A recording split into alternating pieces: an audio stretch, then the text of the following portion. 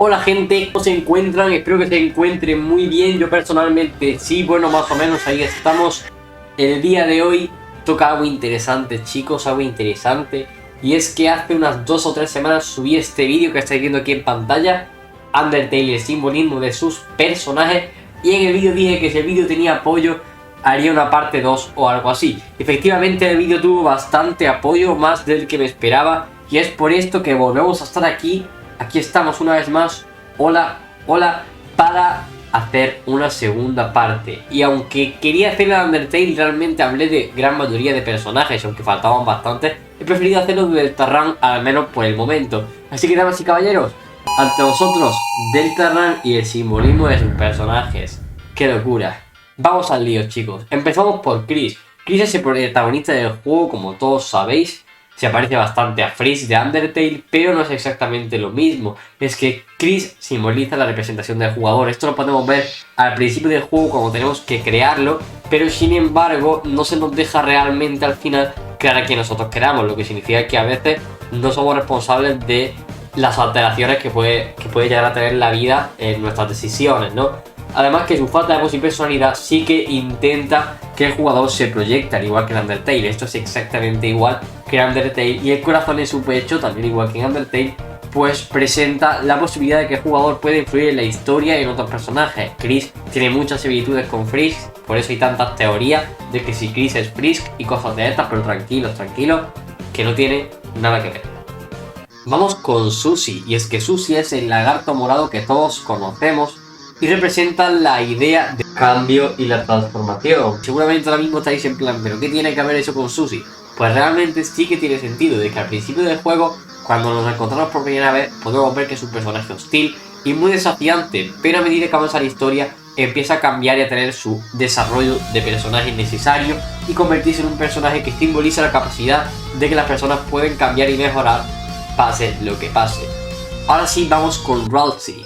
Ralsei, que por si no lo sabéis es Asriel al revés, Undertale diferencia, para los que no lo sepáis en pleno 2023, pues Ralsei es un personaje amable y optimista que simboliza la esperanza y la amistad. Esto es algo bastante claro, ya que siempre está en plan literalmente el poder de la amistad durante todo el juego, los 2 capítulos que llevamos y próximamente los próximos que tengamos. Seguramente también se nos siga mostrando esta faceta de Ralsei. Quién sabe, es un papel es guiar y apoyar al jugador a lo largo del juego y representa la idea de que por muchos desafíos y dificultades, el poder de la amistad puede con todo. O sea, sí, literalmente el poder de la amistad, igual que el Undertale. O sea, madre mía, qué locura.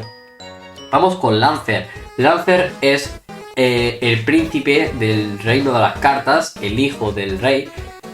Claro, porque si el príncipe es el hijo del rey, ¿sabes? O sea, piensa.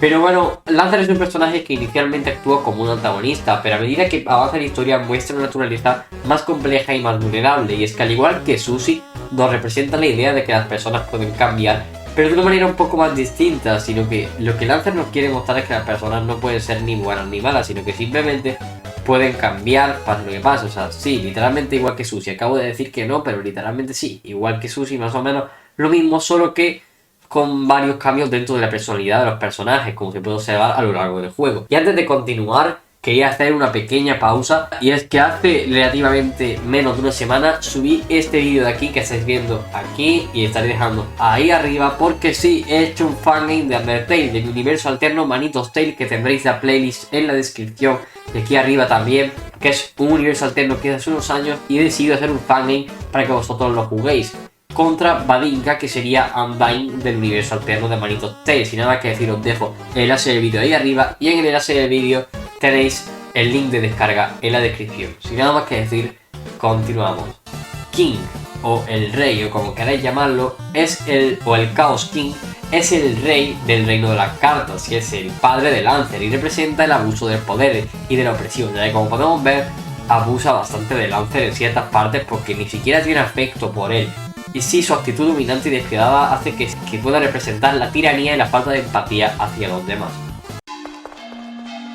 Y para finalizar tenemos a Yevil, y es que sí, no voy a hablar de ningún personaje del capítulo 2 en este vídeo, en caso de que queráis un vídeo de Deltarune el simbolismo de su personaje 2. Apoyad el vídeo mucho, y también digo lo mismo con el de Undertale si queréis una parte 2 de Undertale el simbolismo de su personaje.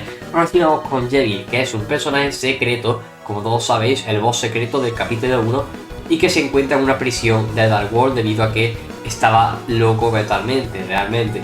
Y básicamente representa el caos y la imprevisibilidad, ya que, como se puede ver, su papel es desafiar al jugador y poner a prueba toda su habilidad.